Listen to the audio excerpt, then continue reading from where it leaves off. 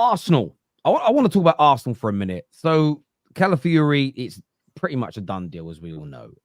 Not formally announced yet, but it will be. Talk about a Premier League club trying to hijack it. Real Madrid, Juve trying to come back in the last few days. The player said, no, I want Arsenal. Seems pretty clear cut. There's two players I want to ask you. I want to speak about Nico Williams in a moment. I still can't fathom why Arsenal are not making a move. Before anybody says, but he wants Barca. Lenny Euro wanted Real Madrid. They haven't got the money right now, Barcelona. They are talking to banks. They are talking to payday lenders. They're trying to sell furniture just to raise the money to get him. For me, considering a lot of credible reports have said he's Arsenal's number one attacking choice now, if he doesn't go to Barca, I'm like, why the fuck are you letting him go to Barca? But we'll get to that. But I wanted to ask you about Merino, the central midfield player from Real Sociedad. It was always meant to be Zubimendi you were going after, but there's a lot of reports that contact has now happened. I think Fabrizio has confirmed that in the last few hours, that's what Arsenal were looking, that's a move that Arsenal were looking at. How much does that move the needle for you? And is that the position that you think you really need to be investing in, Giuseppe?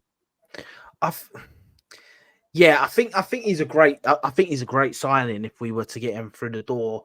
A few factors in why I think he's a great signing. One, the price that he's going to cost. I think it's about 20 to 30 million euros, or I think maybe 20 million pounds, 30 million euros, something around them lines anyway. Great price. I think if we got to bring someone in the midfield, really, we will probably want to bring in a more mature player. He's 28 years old, so he's a bit more of a player for the here and now. Come in, be experienced in the midfield. He's an 8, which I still think we need a 6, but not if we're keeping Thomas Partey. Now, it sounds like Thomas Partey ain't leaving. So I think that's maybe turned Arsenal's head to say, cool, this season we'll get an 8, and then next season when Thomas Partey leaves, we'll go all out for the 6. That is where I'm looking at Arsenal's logic being in going for the 8. So I think it would be a great signing. I think he looks good. I haven't seen loads of him. I do remember him being when he was at Newcastle. I was speaking to someone, and I never used to watch Newcastle all the time, and he weren't a Newcastle fan, and he was saying like, oh, he was crap at Newcastle. I was like, I always thought he was half decent at Newcastle, but then I was speaking to a couple of Newcastle fans. And he said, nah, he was one of the shining lights in the darker days of Newcastle. And that's why they lost him, because Newcastle weren't doing great at the time. So I'm not sure. He had a really good season at Real Sociedad. He had a really good Euros. So listen, I think it'll be a good signing. I think he's not going to be the guaranteed like star name. Like, you remember how we were talking about star names and that, but that's not always what you need. Declan Rice is the star name in midfield, for people that we got last season. This guy could be the guy that comes in and he actually knits it all together. He's going to be playing in Xhaka's position. Xhaka was never that superstar name, but we see how good he was for us, like not last season, the season before, and how much we kind of missed him last season. So I think it'll be a great signing, to be honest. And I don't know if you want me to touch on Nico Williams now, or if you want. No, go for it. With Nico Williams, yeah, listen, for me, why not rock the boat and just pay the release clause, activate the release clause, put it all in his hands and say, listen, we want you. We believe you will be the difference between us winning the league, not winning the league, and winning the league. Why not rock the boat?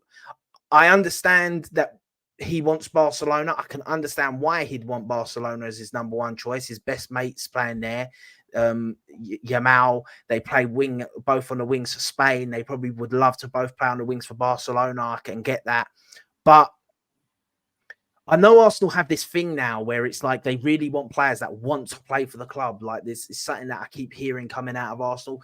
We want players that want to play for Arsenal. And it's why I feel like Arsenal now are really keen on getting the personal terms done and completely sorted before going to sign the players. And it has been working for us, like the Calafiori one, if it's true, and Real Madrid did come in for him and stuff, and he said, no, he wants Arsenal. Well, that's because Arsenal done the groundwork, agreed them personal terms, sold him the dream. And then once you've been sold that dream and you've got your heart set on it, it's hard for a team to sway away when the team's actually coming for you.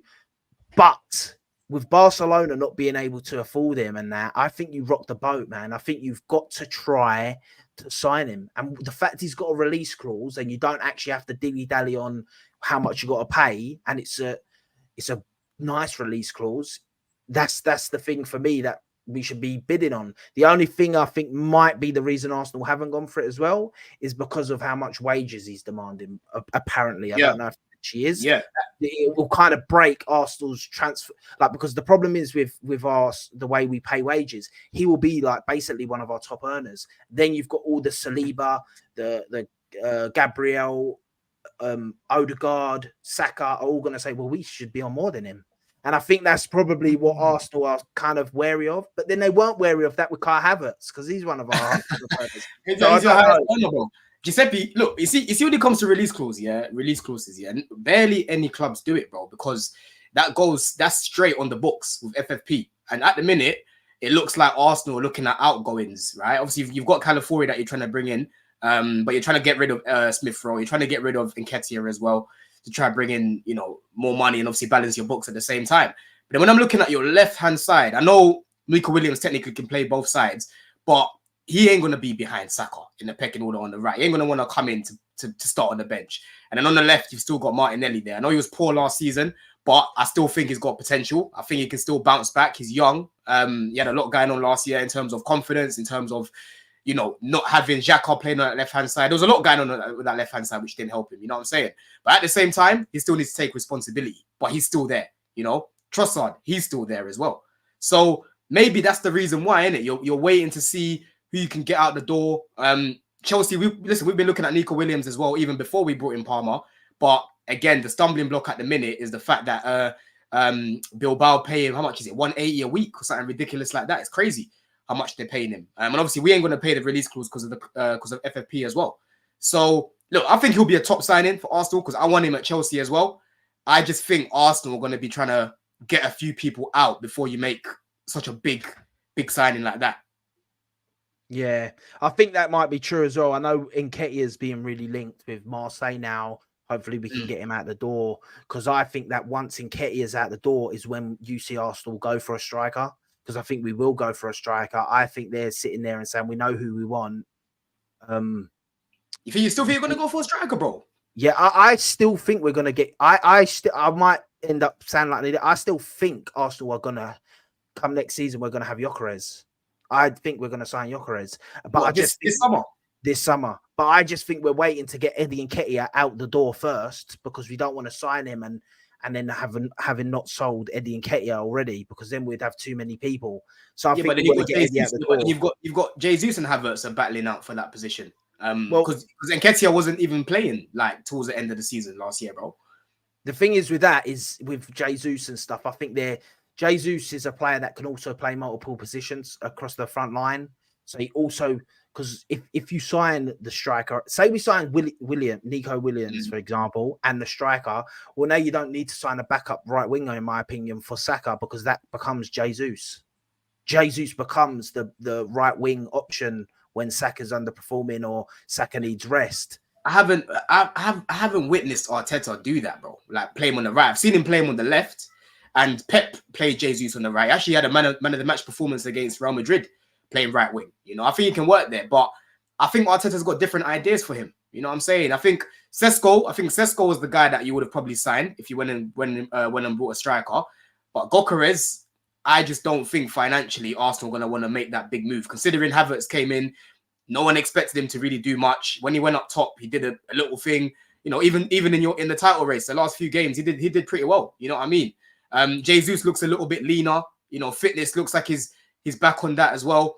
So realistically, I think Arsenal are probably going to go sign when it comes to attackers, I think it'll be a winger and then maybe a midfielder. Defense now, I think that's sorted out. I don't really think are going to sign a striker. What kind of, if they can't get Williams, and I do just very quickly on Williams, I do get where you guys are coming from.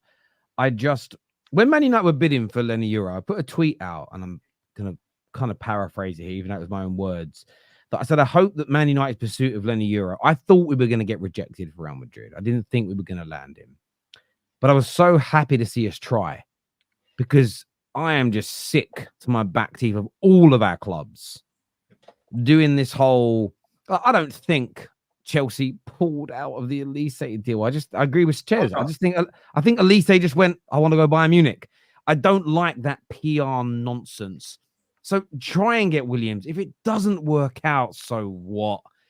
Grown men are not on their knees crying. Grown men can handle rejection. Maybe it's because of the online betas, the online basement dwellers, the online incels, that clubs are, oh no, we've got to appease them. We know they don't handle rejection very well.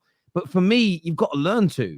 And if I was Arsenal, and even if you don't hear about it publicly and we find out about it in 6 months, you should be going up to Williams now and trying to make him an offer he can't. I'm being a little bit of cultural appropriation here, Giuseppe, but you need to make him an offer that he can't refuse. Do you know what I'm saying? You need to make him an offer that he can't refuse and try and bring him.